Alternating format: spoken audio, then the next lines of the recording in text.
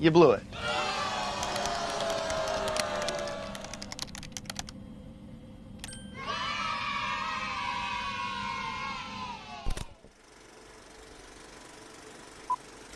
This is the Full Nelson Podcast.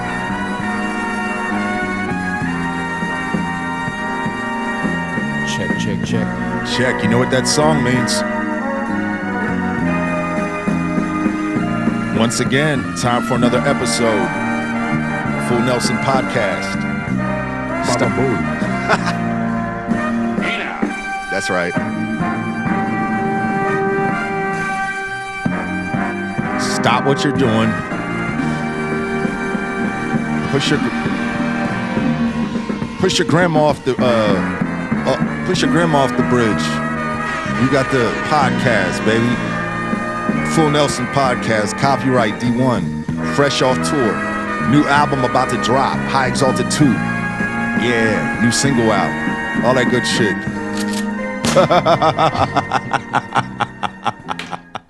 I ain't see nobody bring me no money yet. How's everybody doing out there in TV land? We're doing great. Cool. I like that. Whoa. Get a little loud. Yeah, so we're just doing, we're back. Episode 8, you know what I'm saying? Full Nelson Podcast. Me and my good brother D1. How you doing this episode, my friend? Doing good. Getting back in the swing of things. Right? Off tour and shit. It's crazy. It's like coming back to work off vacation, you know? Yeah.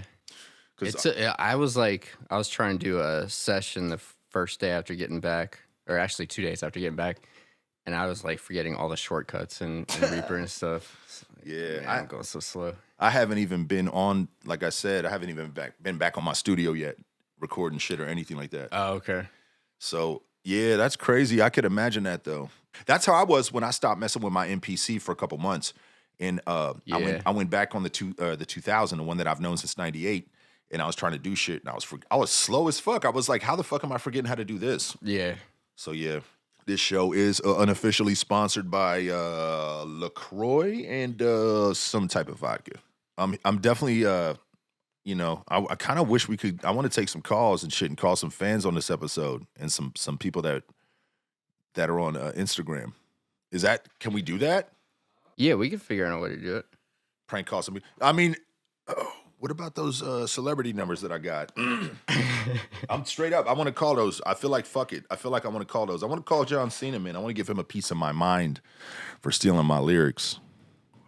Yeah, from my phone, though. We can hook it up. We just gotta go direct in. I'll call from my phone. I won't prank call him. It won't be illegal. I won't say anything bad that I shouldn't say. Okay. I'm gonna just call him and say, hey man, why'd you take my lyrics? He's gonna say, well, how'd you get my number? I'm gonna say, don't worry about that.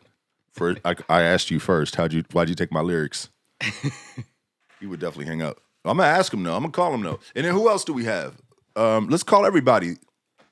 That's the plan. I mean, this is me. I'm gonna get in trouble for this. I'll take our responsibility. We already tried the numbers, right?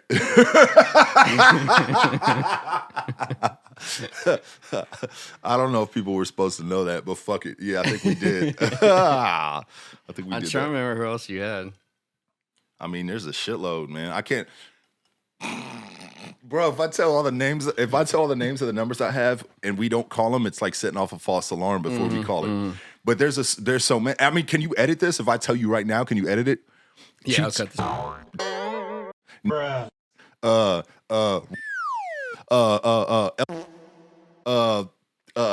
A lot of people, bro. I was just testing the limits to see whose life I could get and who. I feel like the kind of B level ones are more likely. I got Cage's number. Let's call Cage. I got Cage's number. We didn't we try that one? The other one? Did we? It didn't go through. I don't know if just no one picked up or it didn't go through or what. No one picked up. He's like, this is a 614 number. He's like, I'm not picking this shit up.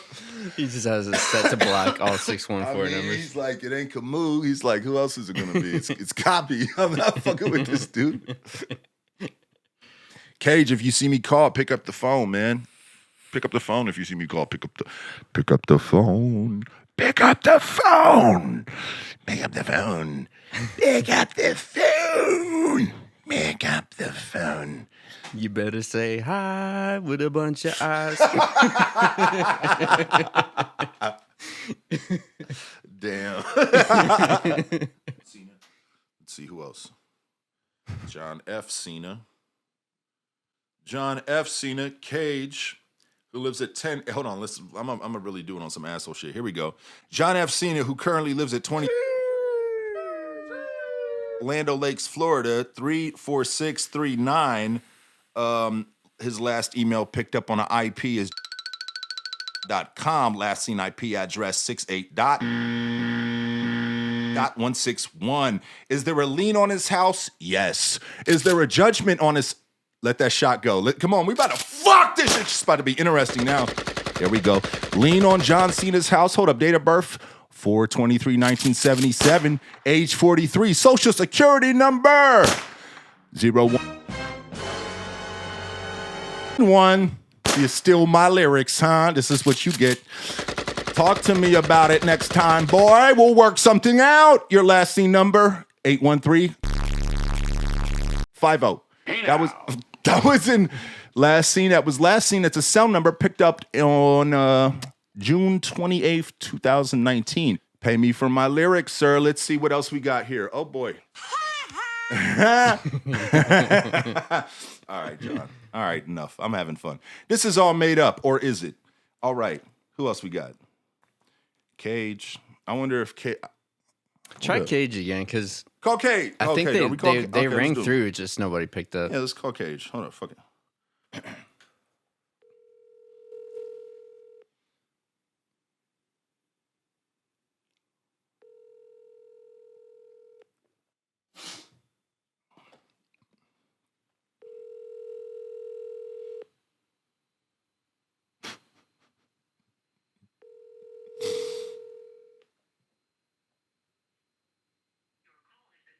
To an automatic voice message system.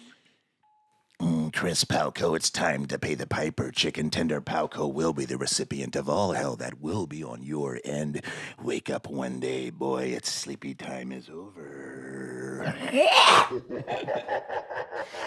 You could do the fucking movie voice. Yeah, I'm saying I'm trying to do all that. In the world. I'm trying to do all that, bro. I appreciate that's a compliment. Yeah. That's why I'm trying to do all that shit.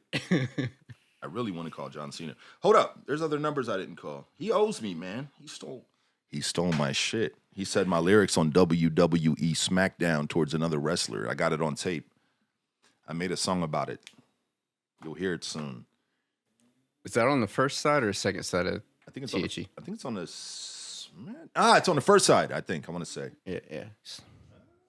How do you segue out of that? I think first you should talk about the XXX-Mess album, even though it's March. Yeah. But yeah, no, but that makes sense. Okay, because it's you've had maybe a chance, listeners, to digest the Christmas album, the XXX-Mess. Shout out DJ Swab, who had a great part in that. Shout out my brother D1, who had a great part in that. And that shit was a lot of fun, man. If you listen to it, if you fuck with it, salute. I don't know, man. I don't know. I guess I should talk about how I had the idea. I wanted to do something spontaneous and fun for Christmas in the spirit of Sean Price and in the spirit of the Grinch and in the spirit of the Sean Price Grinch shit. And also in the spirit of the unofficial Doom remixes that Cook and Soul made. I wanted to make some Christmas shit for people that, pardon me. I wanted to make some music for pieces of coal. People that are getting pieces of coal for Christmas. I always tell people it's like the audio or the music version of Bad Santa. That's pretty accurate. It's pretty accurate. Definitely that. It's a couple things though, because it could also be the Tim Burton Night Before Christmas. Sure. Yeah. I want to do some dabs. We definitely did some acid. I did some acid on tour. Shout out to my bro. I'm not gonna say his name because I don't want to heat burn. But yeah, had some good acid. Tripped for many a days. Yo, right when we came back, I know I'm going off topic, but right when we got back off tour, like I slept, then I woke up one morning. Like the following morning, I woke up and tripped and just was walking around the city and shit, tripping. Oh, with the rest you had left over? With like half of it. Then the next day, I did the rest of it. That must have been some strong ass acid, because that was all off of one tab. Basically, you split into like multiple trips. But it was a big ass tab though. It was like that. It was like a lot. Because then I gave some to boy. Yeah, there was a lot of it. It was strong though, but I don't like to trip that often. Once you start, once you pop, you can't stop. You want to keep doing it? I want to keep doing it because I'm an addict. So any drug that I have optional, I'm like, all right, well, fuck it. If it's around, I'll just end up doing it. The couple kids that I went to high school with that would tell people they were tripping on acid, they would do it pretty often. Yeah, it's pretty addictive, man. Well, I mean, especially it depends on what type of. Some people just like that high too. Just you know what I'm saying, like. But is it addicting and like it's just enjoyable? Yeah, but not like physical withdrawal. No, it's not like that. It's addictive to like life. Like that is interesting. Like life.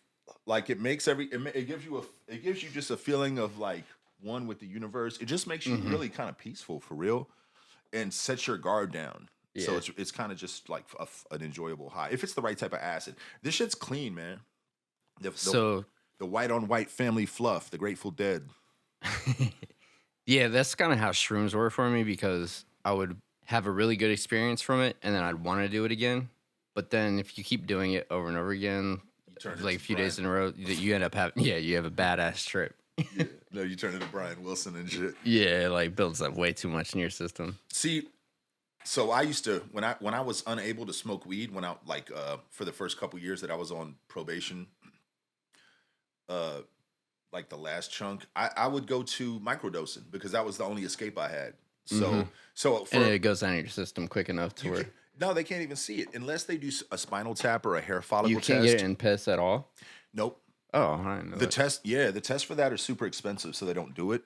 It's only like spinal tap or hair follicle test, which they don't do. Even on a 13 strip where they were monitoring my alcohol enzymes, yep, they still can't tell that. So I would do that a lot, like microdose it, so it wouldn't be too much. But it got to the point where I was sick of it. Yeah, like I was like, fuck. I was like, I've done so much. You know what I'm saying? Like you do so much of it that you're so sick of the high and where it takes you, and you're like, all right, I'm good on that. Didn't you do a bunch of acid while you were making the Beatles album? Hell yeah. Like through the entire thing? Pretty much, and I was doing a lot. I wasn't even microdosing it. I was doing like all out trips. I was tripping the fuck out. Yeah, I remember there's one song on that I did. I forget what song it was, but I was so fucked up. I was just fucked up doing it. I couldn't even. I think. If I remember right, it might have been Lucy in the Sky. Because that's the one you got to go all out for. That's exactly it. That's exactly the one. Yep. I was fucked up. You could hear it in my voice. Sound like I don't know what the fuck is going on. That whole album is acid trip. Yeah. Yep. That's true. That's why I like it though. Yeah. I haven't listened to it for a while now. I listened to it maybe 6 years ago. Like this was like maybe 2 or 3 years after it dropped. So I like heard it on Fresh Ears, and I was like, damn, I actually like this a lot more than I did when we first put it down. So it was just such a... It's overwhelming, right? Yeah. When we were doing it, and to even mix it and shit, it's so many layers of shit. It was like a lot of work. Yeah. It made me not. It made me like not. I haven't went back to listen to it yet. You got since it dropped? Like here and there on accident, and I was impressed. I was like, I like this, but I didn't go back. I need to go back and listen to it. Yeah. Get fucked up and listen to it. Did you try to perform that at the Bluestone? I did it. I did it. I did it though. I actually did that. I like didn't fuck Which it up. Song is was what it? I mean. What's the one for the benefit of Mr. Kite? I did that. I was sober. I did all that. I made sure I was super sober when I did all that. Yeah. Yep. I still remember that show and shit. Yeah. I don't remember that. I tried. I was supposed to get up there and do the hook on that. I think it was that one, right? Because that's the one I sang the like replace the Paul McCartney part. Yeah. That show was fucking packed. Yeah, that show was packed. I remember it got to a point where like for me to even get backstage to get ready to get on stage, I had to like talk to 5 different people. Shout out RJ, shout out Blueprint. That was a dope ass show. Yeah. It was at the Bluestone. It was, I want to say 2014, some shit like that, something like that. Yeah. I still had a poster in my rooms, but I forget what was a good exactly. show. It was dope. That's why I stayed sober though, because I had done a fucked up show with RJ where I was supposed to go up on stage and do June. It was at the Black Cat or at the 930 Club, one of those places in DC. And I went upstairs. I went on stage and I fucked it up. Like I got too drunk. You I couldn't even do my verse to June. I got too drunk early. forgot lyrics? I was blacked out. I don't even. I was just a mess, dude. I was a total mess. I botched his show. So after that, I made a point. But also, even for myself, like I don't go up there and get too fucked up anymore to where I can't do lyrics anymore. Mm-hmm. But if it's a very important show though, and if it's super super packed, I'm gonna not drink it all. Yeah. Same thing as a battle. I'm gonna not drink it all. I might do other Yeah, shit. that's definitely one where you shouldn't drink. Yeah. Like anyone shouldn't drink. It could fuck you up. It could fuck. You know what? It's a fine line too. Oh shit! Hold up. Maybe I'm not close enough to the mic. The thing with battling is it's a fine line. Like if you drink, like you might feel like you got to drink or whatever, or you want to drink to take the edge off, but then it might fuck you up. It might fuck you up if you drink too much. That's what happened with me at the not to cop pleas and make excuses for me fucking up because I did not like my performance against Tenshu. I think Tenshu definitely bodied me. Salute to Tenshu. But I drank a lot before that. I drank right before the show too. Like I went and I got like a shot like right before it, and I shouldn't have did that. I think I called you, bro. I want to say I called you on the phone and I was talking to you as I was going over my rounds. In the parking you lot. did. Yeah. Yep. I remember where I was when I was doing that. I'm pretty sure there was only like that was one right before I stumble when drank. you did that. And that was right before I drank. Oh, okay. And then I went inside, and then I grabbed like a shot of Jack, which I should not have done, and started hitting me, fucking me up. Because already, like you said, I stumbled once. I didn't know it like I wanted to. Already, I was hanging by a string without the alcohol, so I should have not drank. Yeah. But everybody knows their limits, though. Like, dude, I'm telling you, like, there's cats I've seen in the battle scene, like that I've done battles with, who wrote their rounds on the spot, or they wrote their round like the night before, or like they're like, yo, I wrote this an hour before. And I know they're not lying. Yeah. I know they're not. You know what I'm saying? Like, Yeah. So Especially when it's like something where like someone drops out and they ask somebody else to fill in like last minute. it's one cat from the DMV area. I forget his name. I want to say it's. God damn it! Forget his name, man. I don't want to say the wrong name. I think his name is Troy or something like that. But I don't want to say the wrong name, pull a name out of the hat, and it not even be the accurate name. But anyway, he wrote his shit right before. Like he was like, well, he had rounds that he had prepared, but then he came up with some other shit last minute. And the reason I know is because they had people like they put like two MCs in a room to conserve money, right? Mm-hmm. So I'm in this room. We're in what the fuck are we at? This is the London shit. I'm sleep. As soon as I get to the thing, I'm sleep. You know how I'm sleep. I'm knocked out. I'm sleep for so many hours, but I keep hearing him rapping. Like as I'm waking up, going to the bathroom, I keep hearing him sitting there. He's sitting there on a fucking chair, like doing this, going all these over. It's not the same shit I'm hearing. It keeps being new shit, and I'm like, I could tell he's writing new shit and memorizing it quick. He's like, oh no, I memorize it as soon as I write it. That shit's crazy to me. That is insane. That was like how I kind of was before I smoked weed and shit. When I was Who younger. was that? Oh, that was the guy you can't remember his name. Bro, I want to say it's Troy Brown, but Troy Brown, no, it might be Troy Brown. Troy Ave is a rapper from New York. It might be this cat named Troy Brown. He's from the DMV. It's a black dude. He's super dope. He's like he did a bunch of battle shit on some PG shit, but he also was like nice and could rap to a beat and do songs and shit. I did a verse for him. It's a shame I can't remember shit, which is my exact point. You know, I'm astounded these cats can memorize shit so fast because I can't, because I smoke too much weed and also Lord knows what else. Yeah, man. The battle shit is dope. It's dope seeing how different humans and different MCs adapt to shit and how they all like I've seen Disaster come off the airplane and come up with bars and have them like that that he just came up with that he, as soon as we drive to the venue when I was living out in the Bay, he uses them against somebody. But it's Maltese. It's like Yeah, an yeah. 8-bar multi piece that he's like, yo, check this out. I just came up with this on the plane. And I could tell he just came up with it, and there's no paper. You know what I'm saying? That's He's like insane. excited like a madman. Like he's super. And then he still remembers it when he gets there. Yeah. It was, matter of fact, it was the battle. I could tell you what battle it was. It was at Mission 6. It was him. It was, I think, him versus God damn it, man. It's one of the ones where I think Fresco battles. I know he's in a blue bomber coat and he's on a stage and it's not a whole lot of people there. It's grind time. It's not KOTD. Okay. And it's I think QP was there too. I want to say QP was one of the MCs from that night too. Not versus Caustic, right? No, but that's one of my favorites. That's a night that Costa got the battle because somebody didn't show up. Oh, okay. This one, is it Megadeth? Nah, I seen that too. Okay, he's in blue on that one. No, wait, bro. Let me see it. Yeah, that might be it. I got to see the background. No, that's it. That's not it. That's like the first real Megadeth battle that he got and shit. Shout out my boy Megadeth, man. I know Megadeth probably thinks I hate him because here, let me stand up. I got to stand up. It's all good though. I know Megadeth, bro. I know you think I hate you because you support Trump or whatever, but I don't. You know, I may have blocked you on social media, which I did to some family members. I was, you know, that's, you know, it is what it is, man. I don't hate you. Whoop, just almost dropped the blunt though. Nice, captured it. No, I don't hate you though. So, You blew it. What do you? Yo, I need to get Jackie to joke, man. Marlene's number and shit, and Artie Lang. Yo, we should talk about these Beetlejuice stories, man. I got plenty. Beetlejuice? The midget. I mean, the little guy. Beetlejuice? Yeah, because so check this out. Because the label I used to be on, the Eastern Conference, like they hired. That's right. Yeah. So when they had studio sessions with Beetlejuice and shows where they would pay for his appearance, like we did one show. And when I say we, I mean them, and I just was there and shit because I was just, you know, following around and shit. And just me paying dues and being in New York, being around them while they're making moves and shit. But it was they were at a midget toss, like where they threw Beetlejuice. So they Was had Hank there?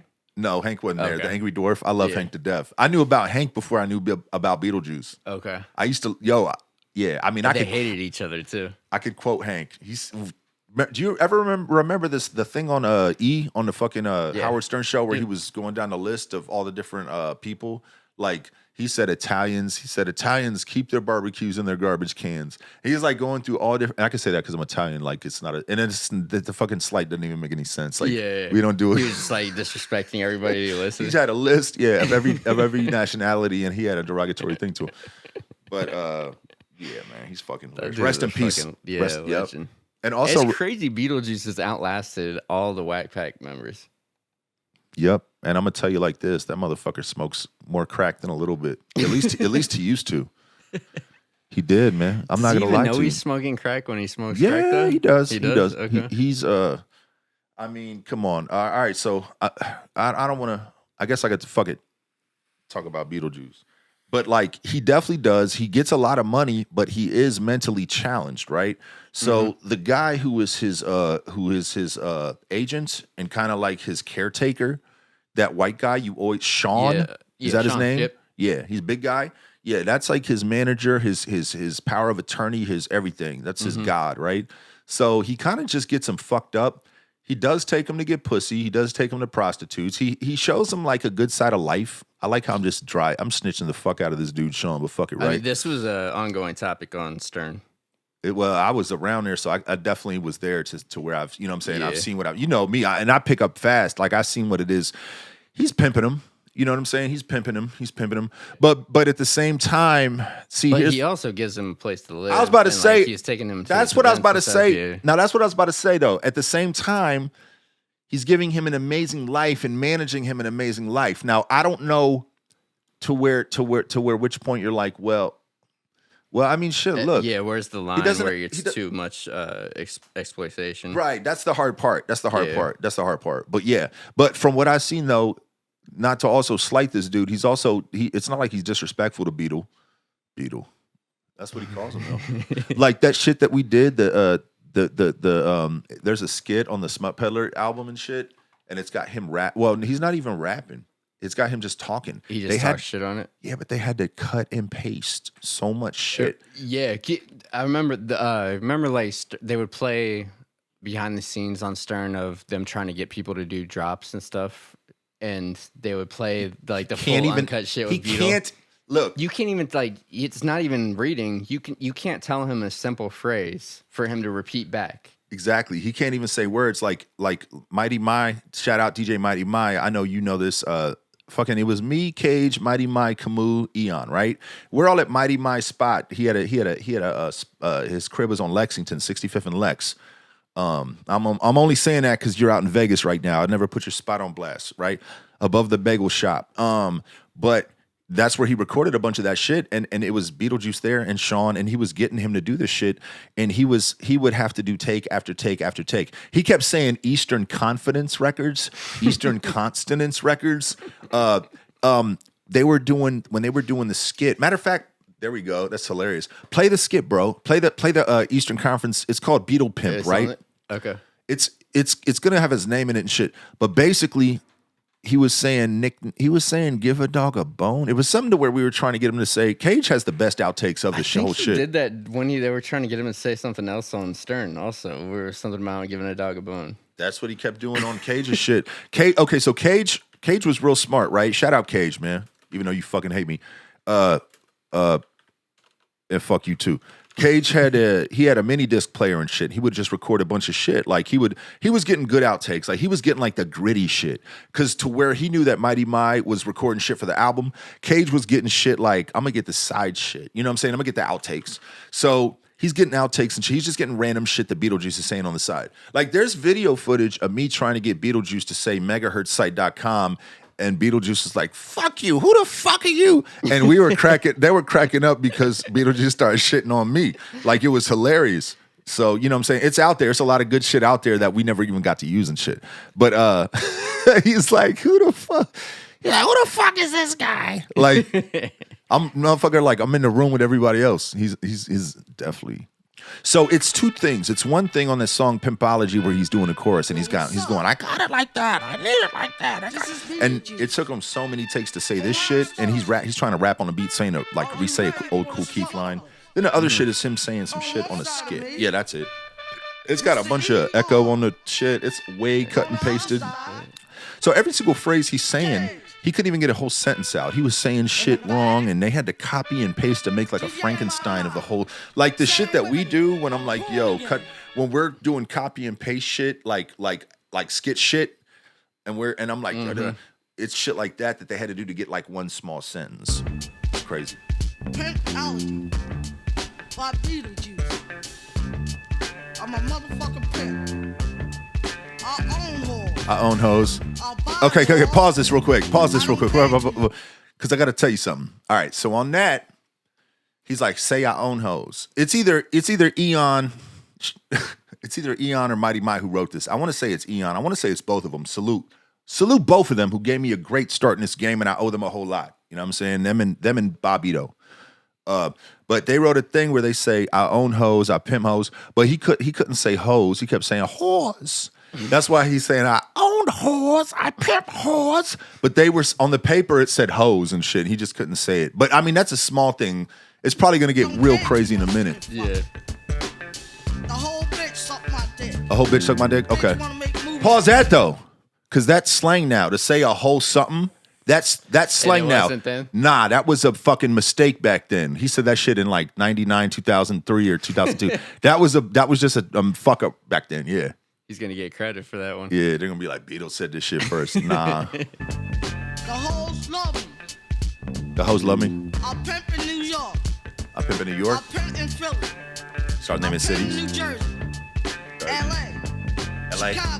Chicago. Miami. I own all that shit. I own all that shit. Tits. Clits. All that shit. All that shit. I mean, look. Oh, there's a track of Beetlejuice outtakes. Oh, there we go. Yeah. Shout out High and Mighty. What's up, motherfuckers? This is Beetlejuice. All right. Salute from the Howard Street. You ready for the start of inside of me, Mr. Meon. Pause that. So look, he meant to say on the side of me, but instead he said inside of me. He said, but then he said, oh, boy's inside of him, right? Then he said, instead of Alex, the Worm King, he said, Alex, the little Worm King. Start that over. Go back a little bit. Inside of me, Mr. Meon. You hear the gate? You hear how bad the gate is? Outside, Alex, the little Worm King, right? In the back, rejected my me. Born again? Porn. Oh, porn on the skin? Say porn. That's Sean feeding him the lines that Mighty Mind Eon wrote for him. Go back a little bit. And that's Sean laughing mostly. Porn on the skin? Say porn. Porn again. I don't know what this says. He said porn on the skin. He said, oh, nah, but this is the great Beetlejuice move. When you correct him, he'll act like he's getting it finally. He'll be like, oh, porn on the skin? Yep. Then you'll be like, porn on the din? Oh, scorn again? Oh, Yeah. born again? Yeah. Oh, no, I got it, scorn skin. And he'll do that forever and shit. Yeah. He'll keep acting like he got it, but he never fucking gets it. It's phenomenal, man. Shout out Beetlejuice. I don't Such a know. legend. That whole shit was crazy, man. Like that was an interesting time because moving from Columbus in 90, I want to say 99, and moving up to Middletown because Cage lived up there. Me and Camus moved up there. Mm-hmm. And we were mostly in Manhattan and Brooklyn and shit because LP was in Brooklyn, but also just going to a lot of shit. Like it was so much shit that you would see coming from a small town, like just dumbass shit, like going to see Tracy, like seeing Tracy Morgan just randomly in the middle of a spot, like outside of a club. That's and what's shit like trippy about New York. It's like just running into random celebrities and like nobody's even bothering them. So we see these people all the time. Nobody's bothering them, so you can't bother them. You know, Yep. like fucking what's his name, Hannibal Cannibal Lecter, Hannibal Buress was at. I thought you meant actually Hannibal Lecter. But he was at my show, not for me, but he was at my show nonetheless at one of my last show. The fuck was that? It was like the last tour I did, like before this one that we did, and it was the spot. It was a spot that we had in Brooklyn, and they did comedy on one side of it and shit. And Craig G was there. Salute Craig G did a set. My man, like fucking legend. So yeah, it was Hannibal Buress, and you don't want to fuck with people or even get a picture because nobody else is. And plus, just out of respect, you're like, yo, you know what I mean? You don't want to bother people like that. But yeah, it's crazy though. New York is the spot, definitely the spot where shit just happens spontaneously and shit's just always going on. I love Stern. Shout out to Howard Stern. Can we get a round of applause and a bunch of Baba Booies for Howard Stern? Yeah. Shout out to Howard Stern. We got to make some noise for Howard Stern. Baba Booey. Can we get some gunshots? Baba Booey.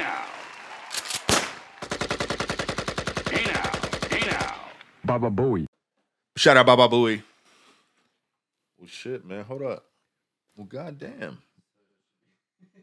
Should we go back to the Christmas album?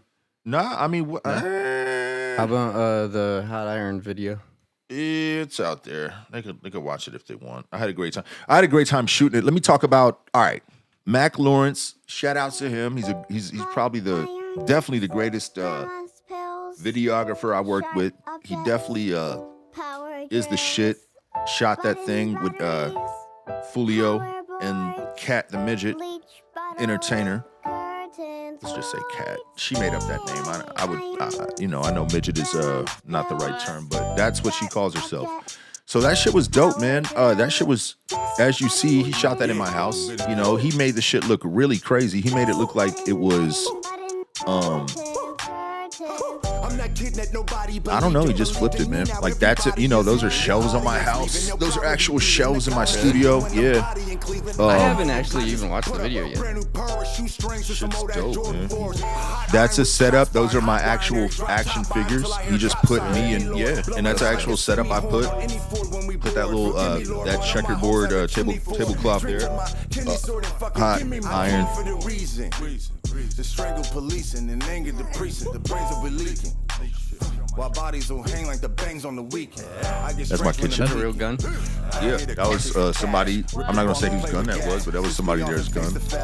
He just green screened us inside of there. That's a real thing that was in my crib. That's my studio, you know. I don't know where he got that from.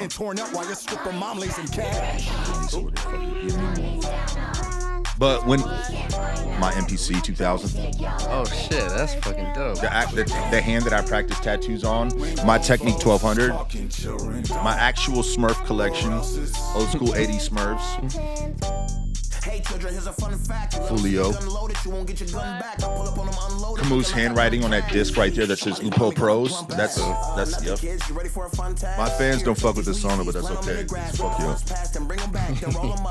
The thing is though, if it's because of the style of the song, It's because the beat. they're not. Well, if that's the case, then they don't understand that it's like a parody of that. Like it's a play off of. It's a play off it for sure. Especially like the end of this verse. It's like I wouldn't have done. I had to mumble that. Yeah. I wouldn't have done that played out pattern if I was taking this shit seriously.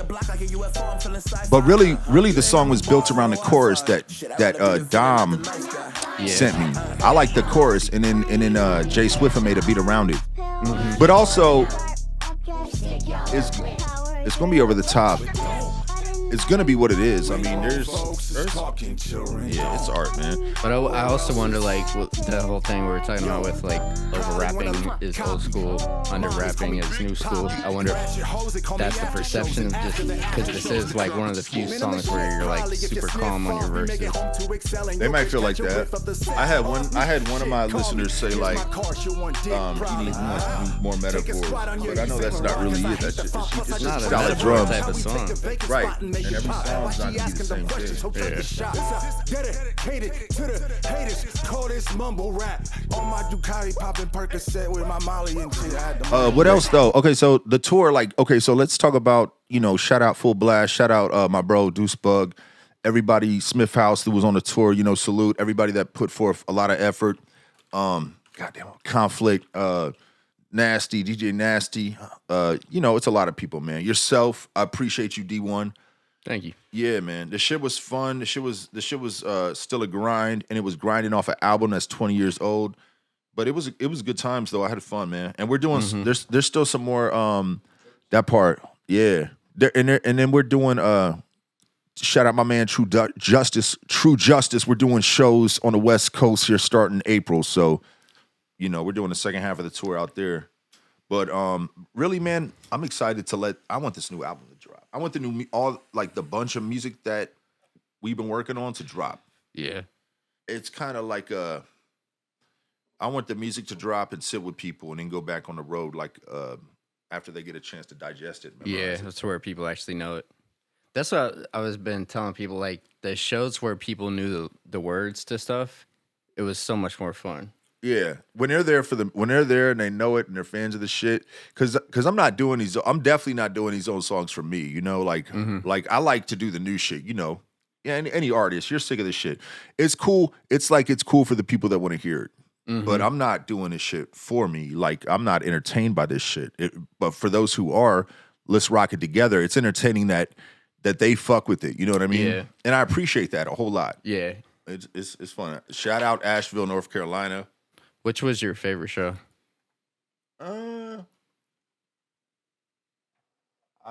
Maybe which one was the one where there was the grind time cipher, the grind mode cipher? Shout out grind mode. My fault. I'm fucked up. I'm high. The same always. one that they had the weed. Yep. Yeah, I was gonna say that was my favorite. That one. was it. Electric. Goddamn, what was that shit called? Electric Haze. I want to say. Yeah. Yep. Okay. And what was that in Worcester? Man, it's all blurring together for me. I know, right? It can get like that. But I think that was my favorite. There were like 4 of them though, but that was one of my favorites. And that was Worcester, Massachusetts. That's Worcester though. That's okay. That's how it's and I'm not trying to correct you. Wait, that's actually called. That's pronounced Worcester. What? Talk to them about it. People were like, don't call it Worcester, else they'll know you're not from there. But really? I mean, clearly I'm not from there. But it's Worcester. It's weird. But it's like the word colonel and colonel. Like, how do you? Yeah. Yeah. It's because I feel like there's a lot more hoops you got to go through to get to Worcester than colonel. It's only because the pronunciation is what I'm thinking. The RCE becomes just one O. Yeah, that's what I asked somebody. I was like, how do you ignore all the syllables? Yeah. But it's because of the accent. Huh. I know. I said the same exact shit.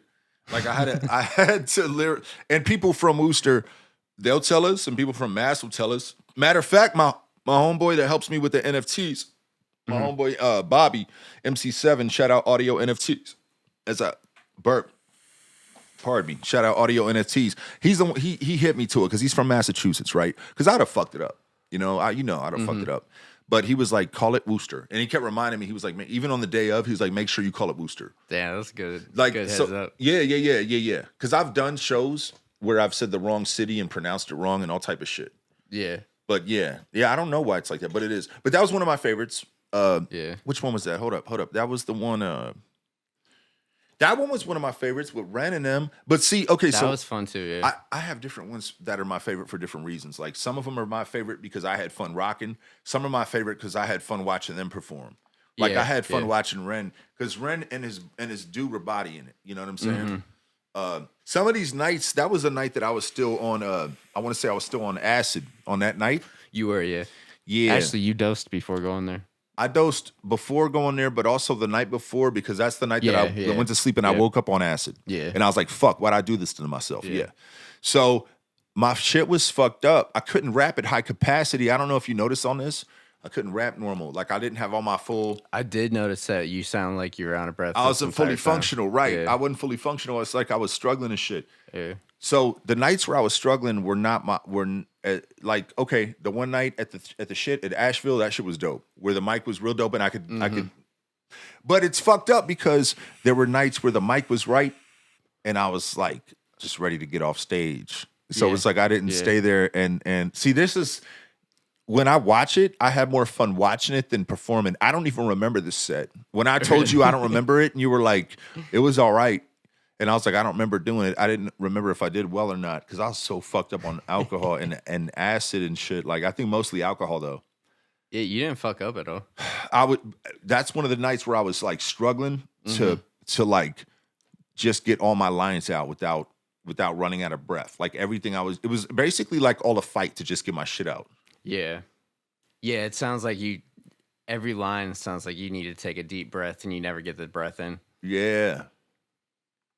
Yep. Nice. It's crazy, man. But that's how it is though. That's the fun part of it, low key. Like some of it's fun to adjust like to the sound system and to the evening and shit. And you're like, all right, you're like, this is a challenge. You know what I'm saying? Like, I mean, that was a fun. See, now that when I watch it, that part was real fun when I watch it and I could tell I was having a good time. But at the time I was battling myself to get my lyrics out. It's weird. It's because keep in mind, like I'm coming off I haven't done a show in like 2 or 3 years. I'm way out of shape, you know, even though I'm trying to get back. I'm like been trying to get back in shape. This is the first show, right? But I still like the performance. When I watch it, I looked like I was killing it the most. I was like, damn, I was low because I was trying to give it my all to not be whack. Yeah. That's really what that is. Fucking Kaz had to be the brunt of my jokes and shit. Shout out Kaz, man. That's a good dude. That one ended up turning into like, I think I was out there for like 2 hours DJing for like all the freestyle stuff. You got dope at the end. But see, that's also where I was mad at myself for not having a bunch of free verses available. Because I was like, jump up there. Yeah. Too. Yep. Yeah. Well, Ren started fucking actually started freestyling and shit. Remember the hot iron shit? Yeah, but he was joking to that. Yeah, he was shitting on that. He beat. killed it though. I know. But he was making fun of it though. That's what I said too. I was like, he's killing it, but he's totally making fun of it. Nah, he's killing it though. Yo, shout out Ren Thomas. Yeah, because I remember it like I only had that beat and then the Law instrumental on my MacBook at the time because I wasn't like prepared for the whole like freestyle session. Yeah. And so he's like, you got a different beat? So I play the Law and he's like, switch the beat. I was like, it's either this or hot iron. It's one of the two. Unless you want to rap over high exalted shit with ad-libs on it. That's why you gotta have beats on deck and shit next time and shit. Yeah.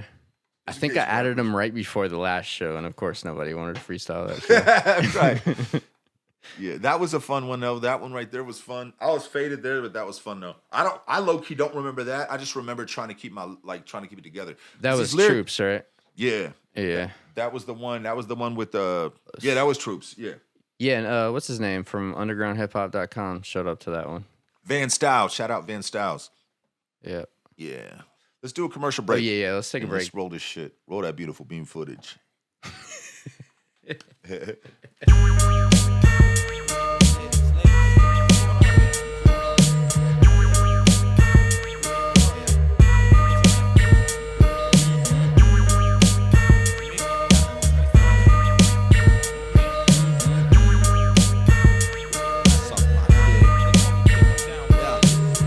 ask how many times I practice promiscuity. That depends, before or after I hit puberty. I was 6 watching hoes live. The dough mom gave the babysitter, also covered the blowjob. Older cousins tongue bathed the balls. I confess I was molested at 7, no complaints at all. And if I did complain, it's when she give me brain. The teeth scrape my dick like a dog playing frisbee games. When I pay for snatch, I'll eat a cat's bleeding and keep the receipts. It's right off for tax season. I'll take your slore home, let her pick a favorite thong. Play DJ and have her suck me off to a favorite song. Make sure the handy cam is on. Fuck a threesome. I'm taking you, your mom, your niece, and your granny on. And any other family member with tits and a cunt. With my dick out at the reunion. Like, is this what you want? Cause if it's a dick you want, I got inches. If it's a chick you want, I got bitches. Whether lesbian or the best of friends, you can spread your legs open and let me in. If it's a dick you want, I got inches. If it's a chick you want, I got bitches. Whether lesbian or the best of friends, you can spread your legs open and let I me pull in. up and bag a slutty thing. She makes like a cutty bang. Top of my class, cause I love the brain. Let's go there, I'm so player, the host there, oh yeah. Told her throw your clothes there, you on a fast road to nowhere. She dropped a rack like a lottery bid. Then I was killing the pussy like curiosity did. If she got any kids, then I'm aborting. If you want a family guy, then find a Mormon or Peter Griffin. Cause me and Pete be pimping these hoes. So get your money's worth, don't hair trigger like Yosemite, bro. Cause either way, you'll need to give me my dough. Yippee-I-O, yippee-I-yay, Henny and blow go together like PB&J. I don't chase bitches, they can't lead me astray. The doors stay open, I'm already in. Claim you lesbian, but it's an act, you a thespian. If it's a dick you want, I got inches. If it's a chick you want, I got bitches. Whether lesbian or the best of friends, you can spread your legs open and let me in. If it's a dick you want, I got inches. If it's a chick you want, I got bitches. Whether lesbian or the best of friends, you can spread your legs open and let me in. Middle of the night, pillow fight with a widow on the dike. Dress up as the ex-husband with the widow on the right. To my left is the dyke. As I bite on the nipple of a tit, push the widow's head to nibble on the clit. Tape it and sell it off the net. For a bitch mad, I did it without consent. You're awfully wet, got hoes suspicious. Spilling peg leg bitches. After I came, fuck them with their own leg. They ain't know the difference. Your cunt sweat and your pants are soaked with it. I don't discriminate, even cancer hoes get it. So open up, I'ma cram your throat with it. I want you to suck just like the antidotes in it. All you strong women claiming queens of the universe, I'll fill you a Kahlua and cream on your newest skirt. So the moral of the story is you ain't getting backstage if you ain't giving oral in an orgy. If it's a dick you want, I got inches. If it's a chick you want, I got bitches. Whether lesbian or the best of friends, you can spread your legs open and let me in. If it's a dick you want, I got inches. If it's a chick you want, I got bitches. Whether lesbian or the best of friends, you can spread your legs open and let me in. If it's a dick you want, I got inches. If it's a chick you want, I got bitches. Whether lesbian or the best of friends, you can spread your legs open and let me in. If it's a dick you want, I got inches. If it's a chick you want, I got bitches. Whether lesbian or the best of friends, you can spread your legs open and let me in.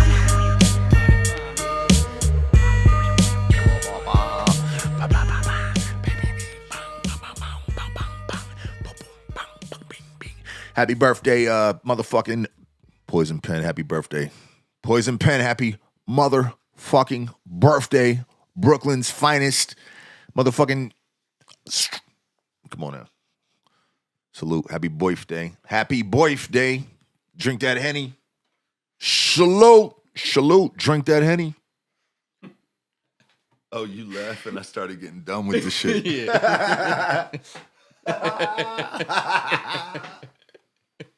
Yeah, that's what was going on just now when you left. Yeah, that's that. You'll go back and you'll be like, oh yeah. There's some good filler in there. Oh yeah, so the Kanye documentary. It was dope. It was really good. It reminded me of why I like Kanye from the, you know what I'm saying? Like, yeah. Because I was avoiding it because I was annoyed with Kanye's like public antics and all that going on. It's like I want to watch it like while I'm back in like super fan mode. But you talked me into watching it while we were on tour, and I was like, all right. It was dope. It's dope, and it made me, yeah. I love Kanye, man. At the end of the day, Yeah. I love him as an artist. I love the music he makes. I can't always agree with the shit he does as a human, but you can't do that with any human. Yeah. I respect him, but some of it is what it is, man. Hey, man, you can't try to make a hoe a housewife and then get upset when you can't control a human being. You know what I'm saying? Right. And that's what it is, man. You gotta let that go, man. I don't give a fuck. You gotta let that go, man. That's what I always say. Like his craziness. That's what makes his music good. Is that crazy side to him. Listen, man, you're a Gemini as well as me. I'm a Gemini. We both are Geminis with mental illnesses. I'm a Gemini who I think suffers from the same exact thing he does, possibly. Mm-hmm. My bipolar is rapid cycle, so mine isn't as heavy. My lows aren't low. Like, I don't get depressive lows where I want to be suicidal.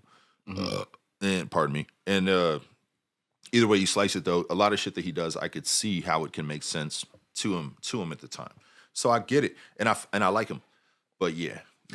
And even when people don't understand what he's saying, if I sit there and listen to him talk long enough, I know where he's going with it. It's just he's having trouble putting the thoughts together correctly and like a nice package for people to digest. It's a lot of it's more passion than grammatics. Yeah, and most people don't have time to sit there and decipher it. Yeah, like or they're just like, what the fuck is this dude? Or they don't know where he's going from. They can't figure out where he's going because they can't even relate. So it goes on deaf ears. Yeah, nah. But the thing was dope. And shout out to Cootie. Cooter? Is that it? Cootie. Coodie? Something like that? Yeah. Okay. Yeah. But that shit it was done really well. It was really dope. And like, again, it's dope. Man, look, I grew up on, like, I was a fan of Common Sense, the Can I Borrow a Dollar album, and the Resurrection album that No ID produced. All of Resurrection except for one track that Why Not produced. Like, I'm a big fan of those guys. So knowing that Kanye came up under No ID and shit, and Doug Infinite, shout out to those guys and shit. That shit's dope. Like, that's like, there's like a Midwest vein of hip hop, like cats that do it, like samples and shit. And No ID and Doug Infinite are amongst the people that when we were coming up, we looked up to, and we looked up to them as like the Midwest version of maybe like a Large Professor or like Premier and shit back then. Because man, No ID, like everybody got really hip to No ID later and shit because of Kanye West. But No ID's been a problem. Like, he's done so many sick ass beats, man. Yeah, I knew of him and stuff before all that, but I didn't think that him and Kanye actually worked together. I didn't know that Death either. of Audition.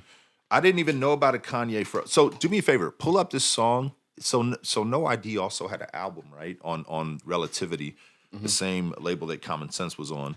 I don't know what the album's called, but there's a song called Fate or Destiny.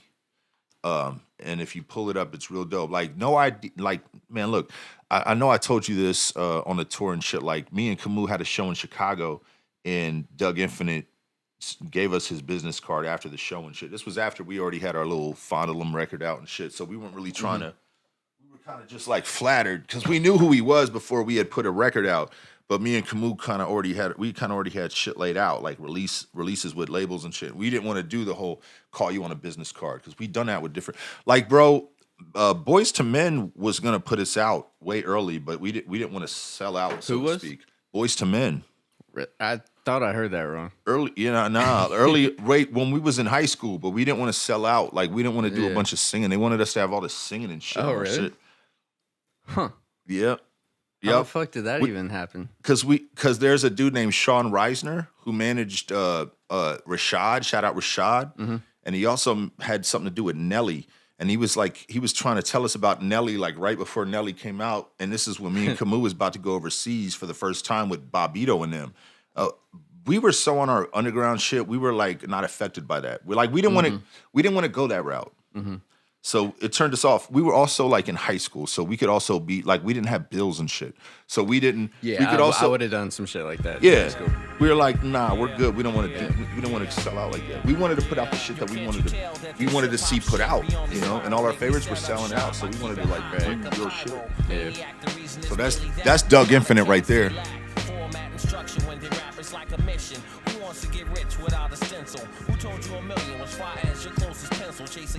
Now these are the type of rappers that you would consider producers first and then rappers secondary. I wonder if that's why like Kanye connected with him on like another level. Kind of the same thing in the beginning. By default, it's not like Kanye was like, I want to be a producer who's looked at as a producer. He just wanted to make beats for himself to rap to. Mm-hmm.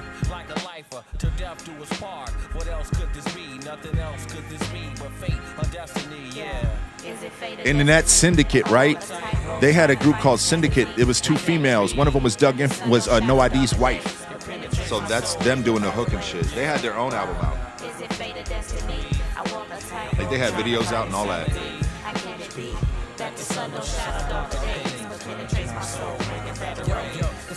And there's No ID.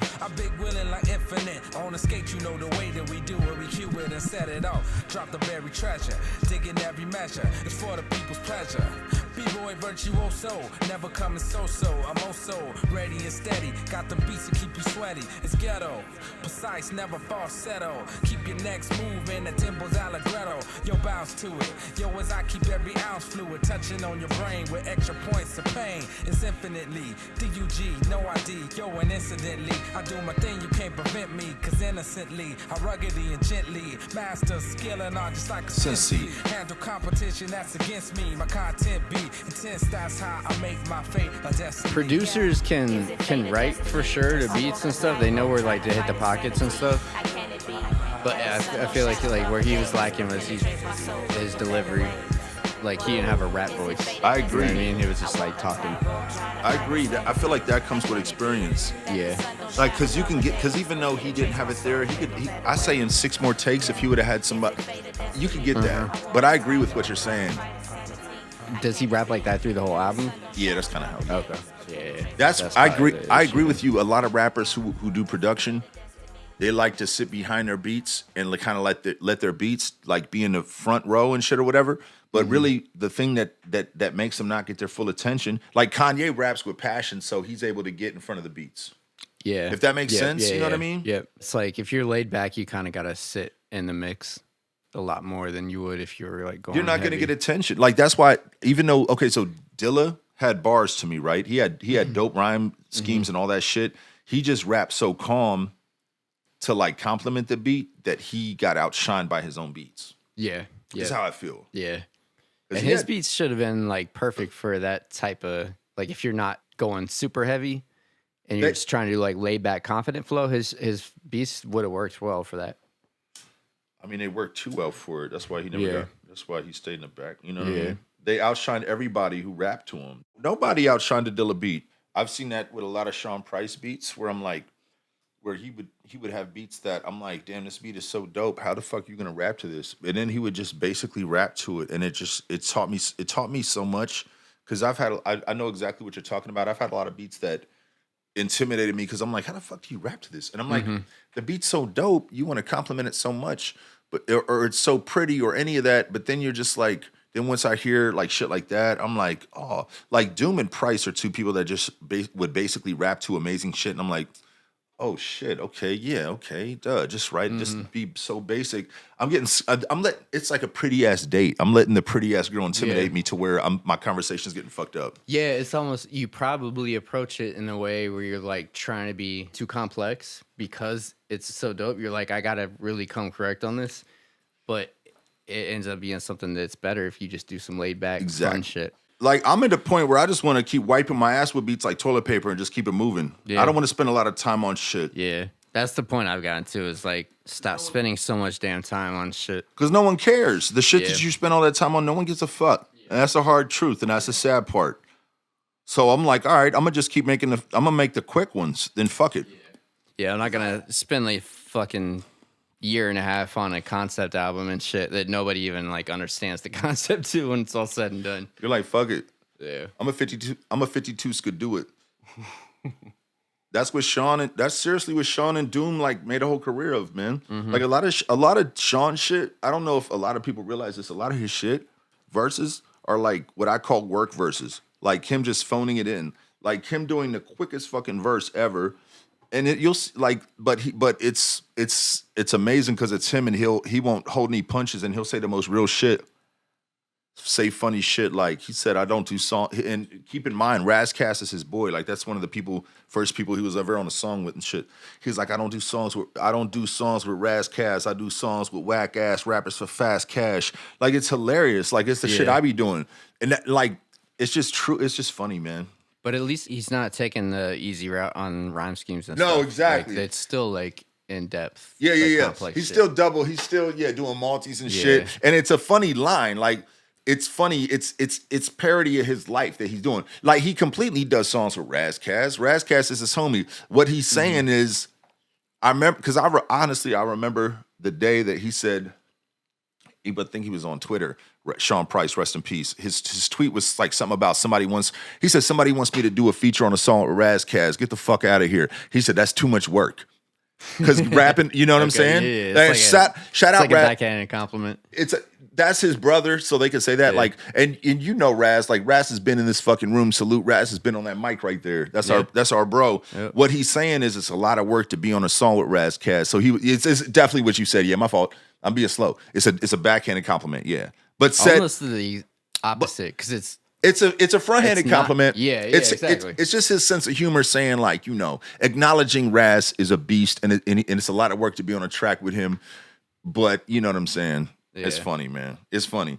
It's him saying, I'll take the easy way out. Yeah. It's like him saying, I'll take the hustle way out. It's funny. And it's him acknowledging its boy's greatness. It's so much shit, man. That's why I like Sean so much, man. His shit is so honest and funny, man. It's almost to like the Jay-Z line where it's like, lyrically, I be Talib Kweli. Like, you know what I mean? Yeah. Exactly. No, exactly. Where he's giving props to somebody else and saying I don't do that. But if I could, I'm exactly. Trying to make fast money. It's definitely that's a dope ass line. Shout out to Talib. Shout out to Nico Wiz. Yeah, no, exactly. That's exactly. Yeah, exactly. Have you already announced that you're doing an album with Nico? Nah, a little bit like once on Instagram, but shit. Yeah, we might as well say it now, right? Me and Nico are doing an album with J-Raw's on all the beats and shit. We don't know what, I think the group's name is going to be called Diamond Bukowski.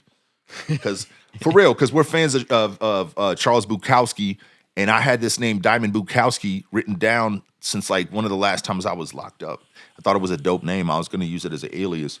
But then Nico was like, yo, should we call it something Bukowski? And Diamond Bukowski's dope because Bukowski was a piece of shit. But if you put the name Diamond in front of him, it sounds. What's Bukowski from? He's a writer, but he's a writer who wrote. They had a movie based on him called Barfly. He was an alcoholic who really didn't get his shine till later in life. He was like a post office worker, but he wrote poems. His shit was raw. Like he talked about being an alcoholic and fucking prostitutes and just being a low life. But the way it wasn't about what he wrote about. It was the way he wrote. Yeah, there he is. The way he wrote was really dope. He didn't rhyme. He didn't care about rhyming. He just got thoughts out, and it's really dope the way it hits. They made a movie about him called Barfly, based on his life. I never got to see it. But who's the one dude that made the comeback? Who's the dude? He was in The Wrestler. The Wrestler. What's that movie? He was in The Wrestler? With Mickey Rourke? Not him, but Mickey Rourke played him in Barfly. Oh, okay. Yeah. But it was before Mickey Rourke made his comeback. Like it was in 92 that movie came out. Speaking of, did you see The Wrestler? I didn't see it. So you know the white girl that's in Euphoria, the blonde girl that's dating the football player? Yeah, I haven't seen it since they passed on my audition and kind of tried to block them out of my mind for a minute.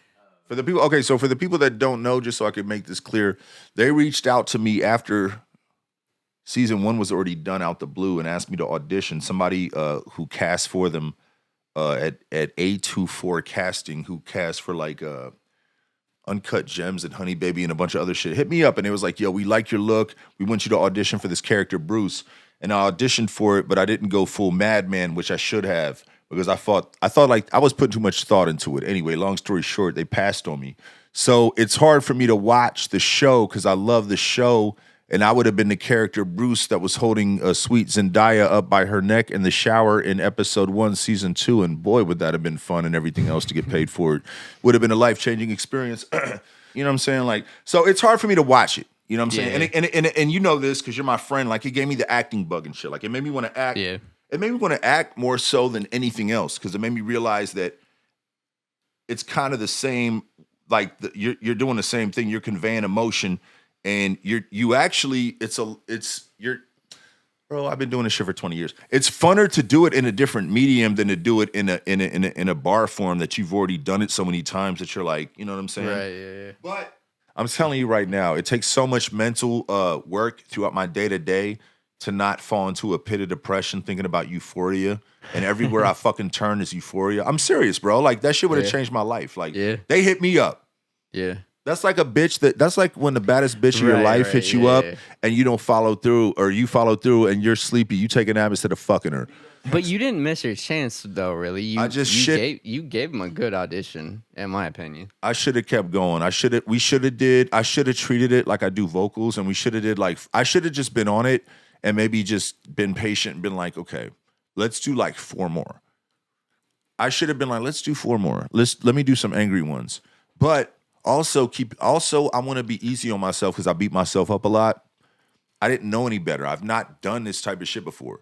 So, you know, it is what it is. But in hindsight, now it's easy for me to say it because I've seen how the dude who got the part played the part.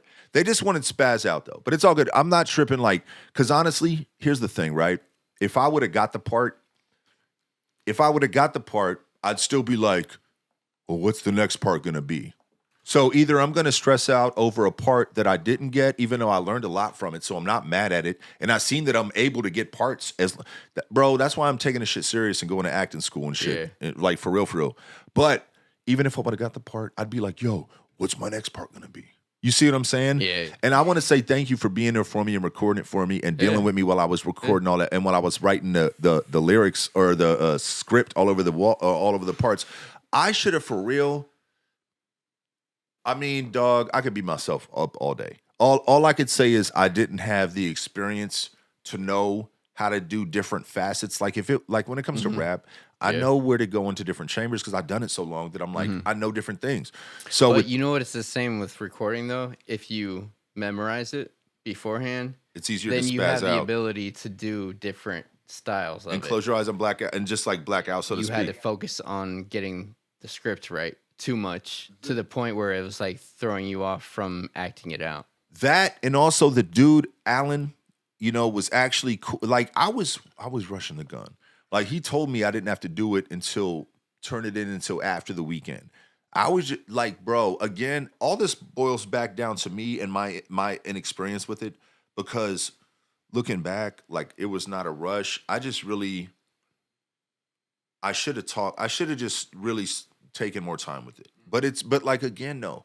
If I would have, it showed me that I want to do this shit. And also if I would have got something that easy, I probably would have taken for granted a bunch of other shit. And I may have bullshitted opportunities I got from that. Because I'd have been like, oh, I got this too easy. I don't have to try on this shit. Yeah. So like a part is a part, man. Like it's dope. It's a dope ass show and all that jazz. But like if I want to do this, I want to be experienced and like really know what I'm doing going into it and have a bunch of different things. Stumble into the experience and not know what to expect. And fuck around and get a fucking crisscross like the rappers crisscross got an opportunity because they were walking through the mall and looked a certain way. Mm-hmm. Like that would have been dope. But at the end of the day, it showed me I want to do it and I want to be good at it. I don't want to, because hey, honestly, if I would have got the role, I would have went onto that scene and onto that stage and I'd have been scared to shit. And I may not have felt as comfortable as I did when I was in your studio recording. You know what I'm saying? Yeah, like imagine like being in front of Zendaya and like all these experienced actors. I'd have crumbled. Yeah, that'd be tough. I would have crumbled. That's how I feel. Yeah. That's part of me how I would have felt. That's how I feel now. So like I already looked into schools and shit. Like there's a spot. The only reason I didn't start already is because we were on tour. But I'm gonna do this one thing. It's live acting. Like the illest shit Like you could improv do. shit?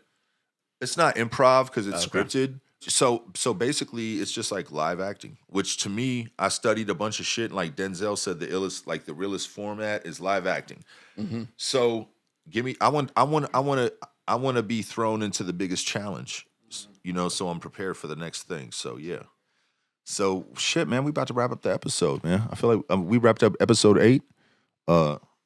Salute everybody that's listening to the whole shit. That's here for it. You know, we're back in full swing. You know, better late than never. What could we say? You know, hope you appreciate it. They appreciate it. Hit the motherfucking the address at the Man Bites Dog Instagram website, motherfucking Instagram, whatever the fuck you know what it is, social media site. Get this little humdinger we got. It's a hot iron maxi single. We got some shit on there for you. It's a track produced by Crazy Loop. You got to get into it. And if you don't, then fuck you! And we'll see you next week. Or some shit like that. We'll see you when we feel like seeing you. How about that one? Yeah!